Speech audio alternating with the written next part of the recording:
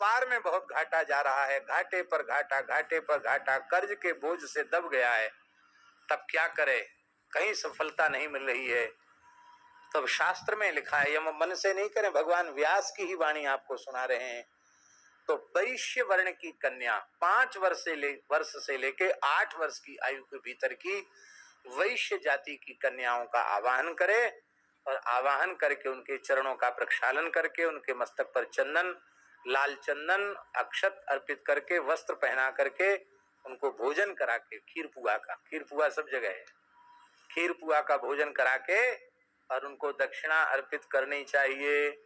इससे कर्ज उतर जाएगा और महालक्ष्मी भगवती की विशेष कृपा प्राप्त हो जाएगी। और शरीर में आधी व्याधि है, कमर का दर्द, घुटने का दर्द, यूं परेशानी, वो परेशानी, तकलीफ है, ठीक ही नहीं हो रहे हैं, क्या करें, बड़े परेशान हैं, सुख नहीं है, दैहिक सुख नहीं है, परिवार में कलह क्लेश और अशांति बनी हुई है, तो चतुर्थ वर्ण की कन्या, शूद्र वर्ण की कन्या, इन कन्याओं को आदर पूर्वक निमंत्रित करना चाहिए और निमंत्रित करके इनके भी चरण धोना चाहिए, इनके मस्तक पर चंदन लगाना चाहिए, वस्त्र देकर सुंदर भोजन करा के भगवती का स्वरूप मानकर इनसे कष्ट निवृत्ति की प्रार्थना करनी चाहिए। महाराज, असाध्य से साध्य रोग समाप्त हो जाते हैं और परिवार का कलह क्लेश तत्काल समाप्त हो जाता है। श्रद्धा पूर्वक आप करके देख लो। इसलिए भगवती ही ऐसी हैं जिनकी चारों वर्णों में पूजा होती है। विद्या समस्ता स्तव देवी भेदा स्त्रिय समस्ता सकला जगत्सु त्वयैकया पूरित मंबयी तत्काते स्तुतिस्तव्य परा परोक्ति। आज हमारे मन में ये भाव आ रहा था, सवेरे सवेरे जब सरोवर में गोता लगा रहे थे तब हमारे मन में आ रहा था कि अभी हम यहाँ हैं तो कम से कम एक दिन ब्राह्मण कुल की कन्याएं 9 निमंत्रित की जाएं, एक दिन क्षत्रिय कुल की कन्याएं, एक दिन वैश्य कुल की और एक दिन चतुर्थ वर्ण की कन्याओं को 5 से 8 के बीच को उनके सुंदर मथुरा से जाके सुंदर उनकी लहंगा चुनरी लेके आओ और बढ़िया उनको सुंदर खीर पुआ खिलाओ। रसोई यहाँ बनी रही है और उनका सबका सर्वविध कल्याण हो, भगवान के चरणों में प्रेम हो, इस भाव से यहाँ भी एक ऐसा अनुष्ठान हो जाए तो बहुत अच्छा है। और भी जो लोग अपने घरों पे करना चाहें वो कर सकते हैं। आज बाबूजी को हमने कहा कि सूचित करो रुंगटा जी को, तो रुंगटा जी के लिए भी हमारे मन में आ रहा था कि 4 दिन कम से कम बरसाने में रासकुंज में इस प्रकार से कन्याओं का पूजन करके और उनको खीर पुआ खिलावें। कोई भी खिला सकता है, जो आप जो चाहें वो भी, जहां तक लोग सुन रहे हैं वहां तक भी लोग कन्याओं का अर्चन भगवती का स्मरण करके पूज्य भाव से कर सकते हैं। तो ऐसा आज हमारे मन में आया है, यदि संभव हो सके तो आप लोग उसकी व्यवस्था करिए। श्री वृंदावन बिहारी जगतगुरु श्री मदाध्य रामानंदाचार्य जी के चरित्र में आता है, मुखिया जी, कि आज भी गंगा सागर में कपिल भगवान जहां हैं वहां देवी जी विराजमान है। उनका नाम है छाछ कामनी देवी। क्या नाम है? बंगाल की देवी थी उस समय छाछ कामनी देवी, और वहां अत्यधिक पशुओं की हिंसा बलिदान होता था। स्वामी जी जमात के सहित वहां पधारे तो रसोई बन के तैयार थी, ठाकुर जी को भोग लगने वाला था, तब तक वहां दुष्टों ने आकर के देवी के स्थान पर जीव की हत्या करने का उपक्रम किया। आचार्य चरण बोले, जहां हिंसा होती वहां का अन्न जल नहीं लेना चाहिए, उठो यहां से, यहाँ की सामग्री भोग लगाने योग्य नहीं है। वहां से चले, भगवती ने तो वो सब ग्रहण किया नहीं। अंत में शरण में आई, बोले हम ठाकुर जी के दरबार में जवाब कैसे देंगे, इतने भूखे संत बिना ठाकुर जी का प्रसाद पाए चले जाएं। वो सामग्री सब सुरक्षित है, आप लोग पाओ। स्वामी जी ने कहा तुम प्रतिज्ञा करो कि हम भजन करेंगे, अब यह उल्टा पलटा खान पान नहीं करेंगे। तो हम चल सकते, नहीं तो नहीं। बोले हम प्रतिज्ञा करते हैं। तो छाछ कामनी देवी उनकी शिष्य हुई। आज भी कपिल जी के वहां छाछ कामनी देवी विराजमान है, और उसी ने बताया था छाछ कामनी देवी ने कि कपिल भगवान की मूर्ति कहाँ है, जो श्री रामानंदाचार्य जी ने प्रकट करके प्रतिष्ठित किया। इसलिए आज भी हनुमानगढ़ी की परंपरा में कपिल भगवान की पूजा होती है। आज भी अयोध्या हनुमानगढ़ी का अधिकार कपिल भगवान के मंदिर पर है। श्री रामानंदाचार्य जी के द्वारा कपिल भगवान की प्रतिष्ठा की गई।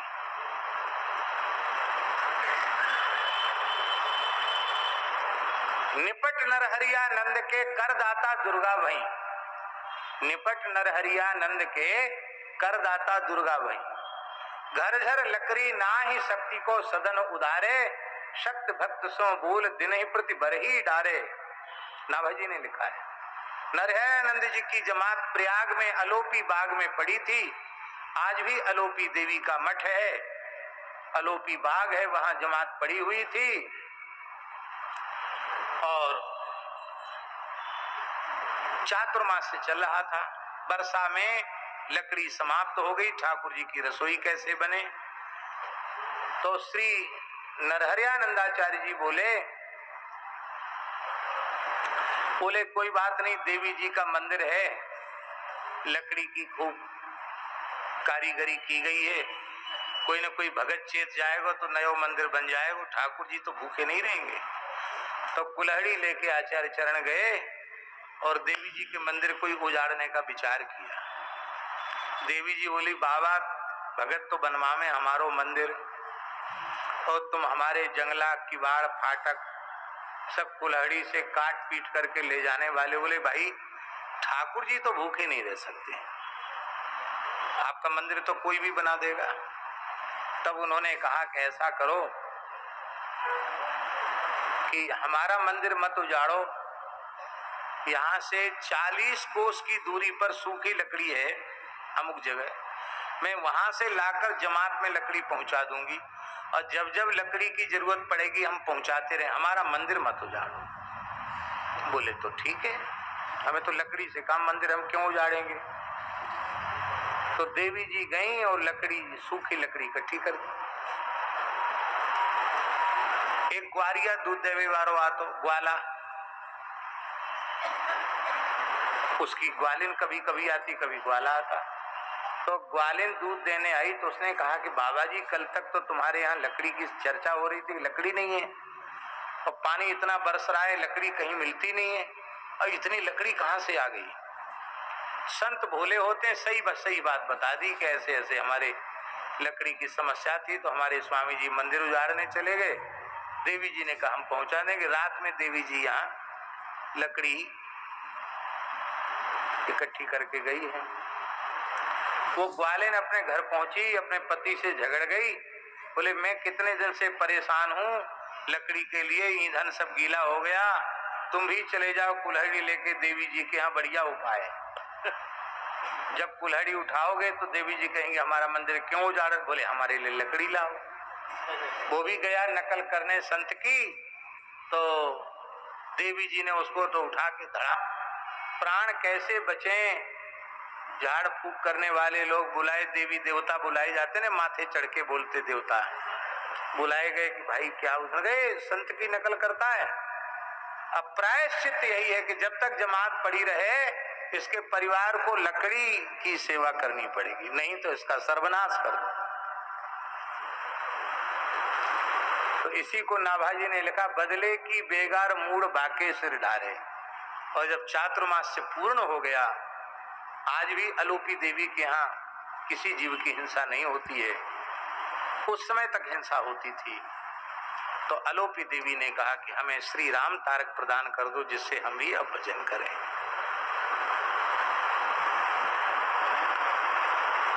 जम्मू कश्मीर में वैष्णव देवी है।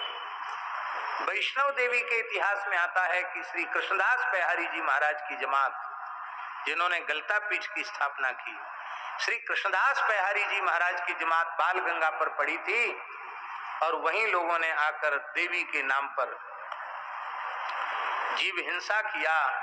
तो आप छोड़ छाड़ करके रसोई ठाकुर जी की संतों के सहित वहां से चल पड़े। तो भगवती ने कन्या के रूप में आकर के रोका कि मत जाओ, आप लोग भूखे यहाँ से मत जाओ। बोले तुम इतना हट क्यों कर रही, तुम कौन हो? बोले मैं यहाँ की अधिष्ठात्री शक्ति देवी हूँ। गुफा में 3 पिंडों के रूप में हमारी उपस्थिति है, महाकाली, महालक्ष्मी, महासरस्वती के रूप में हम यहाँ विराजमान हैं। आपने कहा कि तुम किसी रूप में विराजमान हो, हम लोग यहाँ से अन्न जल नहीं ले सकते। तब उन्होंने कहा कि हमको मंत्र देकर वैष्णव बना दो, तब हम कह देंगे और सब काम ठीक हो जाएगा, हमारे मंदिर की सेवा पूजा की पद्धति भी बदल जाएगी। आपने श्री राम तारक मंत्र सुनाया और देवी को कहा वैष्णवी देवी। तब से वो वैष्णवी देवी नहीं तो केवल देवी जी थी, वैष्णवी देवी प्रसिद्ध हो गई। आज भी वहां खाक चौक है, अभी भी पैहारी जी के शालिग्राम जी वहां रखे हुए हैं और इस इतिहास को आज भी वहां लोग बताते हैं। वैष्णव कथा नहीं सुनी और लीला देख ली, चक्कर में पड़ गई सती जी। और उसका परिणाम क्या हुआ कि शंकर जी ने सती जी का त्याग कर दिया, क्योंकि जगन माता सीता जी का रूप उन्होंने बना लिया और पास रहकर वियोग का अनुभव। आप सोचिए 87,000 वर्ष तक शंकर जी समाधि लगा के बैठे, न बात न चीत, न बोलना, न देखना, न सुनना, अत्यंत निकट रहकर तीव्र वियोग का अनुभव, विरह का अनुभव। और इसके बाद उनके मना करने पर भी अपने पिता के यज्ञ में उपस्थिति और उसका दुष्परिणाम के सती जी ने अपने शरीर को योगाग्नि में भस्म कर दिया। यह सब दुष्परिणाम है कथा की, सत्संग की उपेक्षा का। और हम पहले ही कह चुके हैं ये सब नाटक है, लीला है। किस लिए? बड़े लोग खेल रहे हैं हमारे जैसे कलिमल ग्रसित जीवों को समझाने के लिए। क्योंकि जब भगवती सती साक्षात भगवान शिव का ही अभिन्न स्वरूप ही हैं और वे आद्या शक्ति मूल प्रकृति हैं और शिव से सर्वथा अभिन्न हैं, तो क्या वे श्री राम तत्व को अथवा उनकी कथा को, लीला को नहीं समझती हैं? ऐसा सोचना अपराध होगा। ये कोई सामान्य नारी नहीं है, पर वो दिखा रही हैं कि हमसे बड़ा कौन हो सकता है। और इतने बड़े से भी यदि कथा का, सत्संग का तिरस्कार होता है तो उसका इतना भयंकर दुष्परिणाम हो सकता है। इसलिए भैया, जहां लीला हो रही हो, वहां कथा हो रही हो, वहां उसकी उपेक्षा मत करो, भाव से सुनो। हमारी बात कोई मानेगा नहीं, मत मानो, हमारा उसमें कोई घाटा नहीं। कहने में तो हमारा घाटा क्यों, कहने में हम कंजूसी क्यों करें? आपकी जिससे भयंकर शत्रुता हो अकारण हमारे विचार से, और उसके घर में यदि भगवान की लीला हो रही है तो भले ही आपका तिरस्कार होता हो वहां जाने से, आप लीला में जरूर जाओ। आपको भले ही कोई बैठने को न कहे, पानी की भी न पूछे, जहां सबकी जूती उतरी हो वहां बैठकर कथा सुन लो, वहां बैठकर लीला देख लो। क्योंकि यदि लीला कथा से आप वंचित हो गए तो इसमें आपका अपना बहुत बड़ा घाटा हो गया। हाँ, शादी ब्याह हो के लौकिक काम हो तो उसमें लोक व्यवहार आप रखो, महात्माओं की दृष्टि में तो उसकी भी जरूरत नहीं है। लेकिन चलो, आप संसार में हैं तो संसार का व्यवहार उतने समय के लिए रखिए, लेकिन कथा कीर्तन में नहीं। हमारे दुश्मन के घर में संताएं हैं, हमारे दुश्मन के घर में गुरु, हम तो नहीं जाएंगे वहां। आए गुरु जी तो चले जाएं, भले ही आके चले जाएं। और कैसे गुरु जो हमारे दुश्मन के यहाँ चले गए? लो साहब, तो गुरु जी पर भी तुमने कब्जा कर लिया, भगवान पर भी तुमने कब्जा कर लिया, कथा कीर्तन पर भी कब्जा कर लिया। इससे ऊपर उठ करके और भगवान की कथा का, लीला का आश्रय लेना चाहिए, इतना ही भाव है। और वे ही सती, उन्होंने भगवान से वर मांगा कि मेरा पुनः जन्म हो और शिव चरण कमलों में हमें अनुराग प्राप्त हो, शिव की ही सेवा हमें प्राप्त हो। और भगवान तो भक्त वांछा कल्पतरु हैं, उन्होंने मनोरथ की पूर्ति की, वही पार्वती के रूप में प्रकट हुई। नारद जी ने हस्तरेखा देखी, सारी चर्चा आप सुन चुके हैं। और एक ब्राह्मण ने स्वप्न में, वो ब्राह्मण कोई दूसरा नहीं है, वो शिवजी ही हैं, जिन्होंने वटुक वेश में स्वप्न में आकर के और उनको तप की प्रेरणा प्रदान की। और अब सती जी ने अपने माता पिता, पार्वती जी ने माता पिता को स्पष्ट कर दिया कि उस ब्राह्मण देवता की, तेजस्वी ब्राह्मण की आज्ञा का पालन करने के लिए मैं तप करने अवश्य जाऊंगी। पार्वती जी के इस निर्णय से महाराज हिमालय की, पर्वतराज हिमालय की और मैना जी की क्या स्थिति हुई, गोस्वामी जी वर्णन करते हैं। प्रिय परिवार पिता अरुमा भय निकल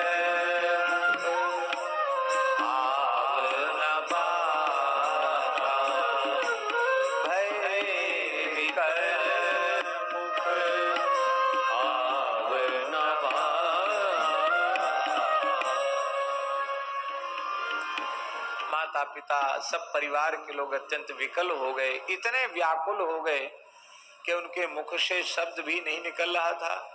कोई नहीं विचार कर सकता था कि इतनी सुकुमारी, सबके लिए प्राणों से भी अतिशय प्यारी पार्वती इस छोटी अवस्था में तप करने के लिए जाए। कोई नहीं चाहता था। तब महर्षि वेदशिरा आए और महर्षि वेदशिरा ने सबको समझाया, पार्वती जी की महिमा को समझाया और कहा कि आपको लग रही है कि ये फूल से भी कोमल कन्या है, लेकिन देखना ये तप करेगी तो कितना तीव्र तप करेगी। इसकी महिमा को तुम लोग अभी नहीं जान पाओगे, क्योंकि तुम केवल अपनी बेटी मान रहे हो, पर ये है क्या इसको हम जानते हैं, हैं? आप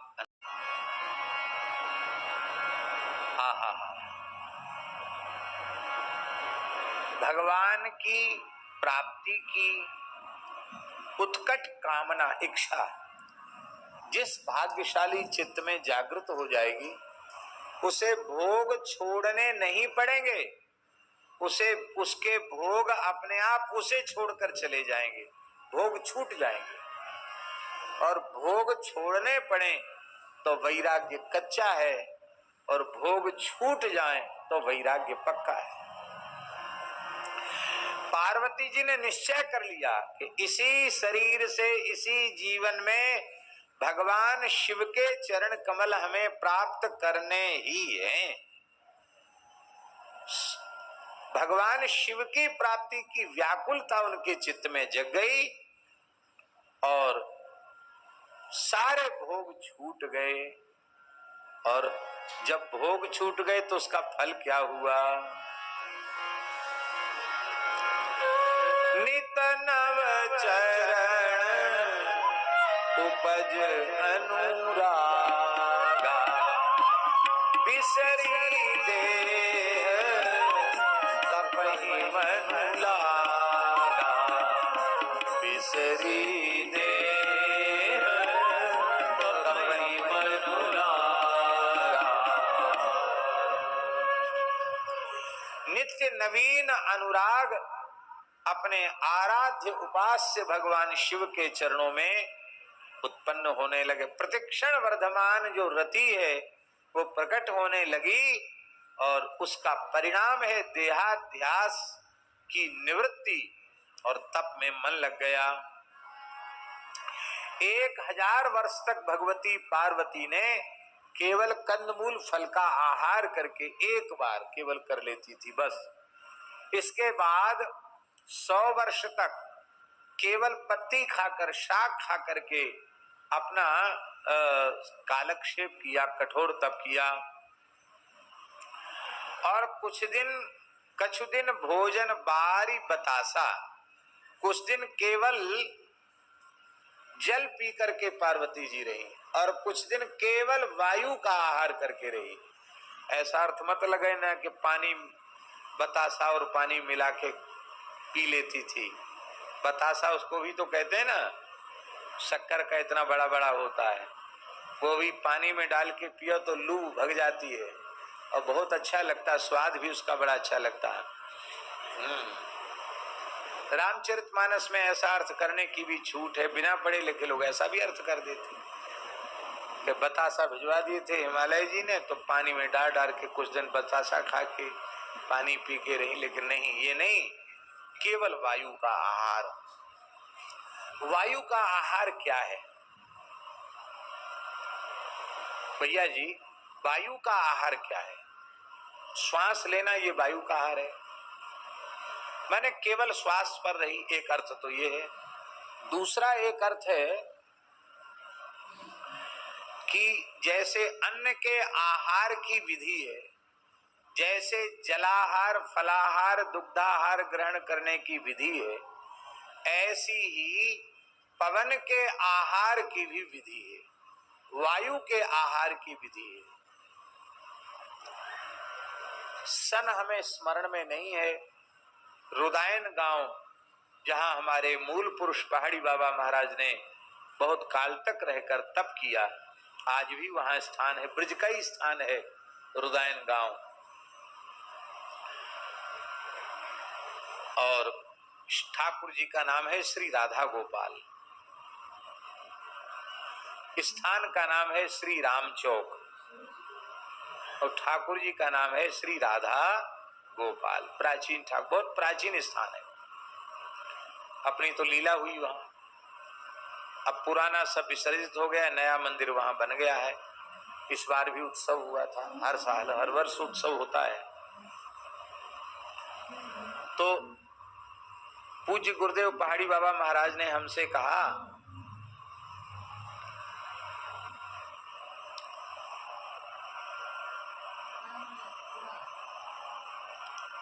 हमको कथा सुना दोगे? ये बात 1995 के पहले की है। तब खाक चौक में हमको उन्होंने अपने स्थान पर नियुक्त नहीं किया था, तब की बात है, 1995 के पहले की बात है, शायद 93 या 94 की बात हो। हमसे बोले हमको कथा सुना दोगे? हम कि हाँ जरूर, आपकी आज्ञा। बोले रुदायन हमारे पुरखों का स्थान है, ऐसे बोलते थे महाराज जी, हमारे पुरखों का स्थान है, महात्मा भजन करके वहां सिद्ध है गए, बड़े बड़े सिद्ध भये वहां। हमारी इच्छा है कि तुम वहां कथा करो तो वहां के जितने सिद्ध हैं सबकी कृपा हो जाएगी। बहुत अच्छी बात है, जवाब किया। और देखो बच्चा, मैं रहूंगा श्रोता। फिर बोले हे दक्षिणा बताओ, क्या लोगे दक्षिणा? मैं लज्जित तो हो गया, मैंने कि महाराज जी आप क्या कह रहे हैं, क्या दक्षिणा लोगे, आप आशीर्वाद दीजिए। हाँ ठीक। तो गांव के एक आदमी को बुला के कहा कि कथा होगी, तैयारी करो। कथा की तैयारी हुई। वहां पहुंचे तो कल से कथा थी, और आज पहुंचे तो वो लोगों ने गांव में मंच सजा के रखा, एक गद्दा बिछा के ऊपर से चादर बिछा के मसनद लगा के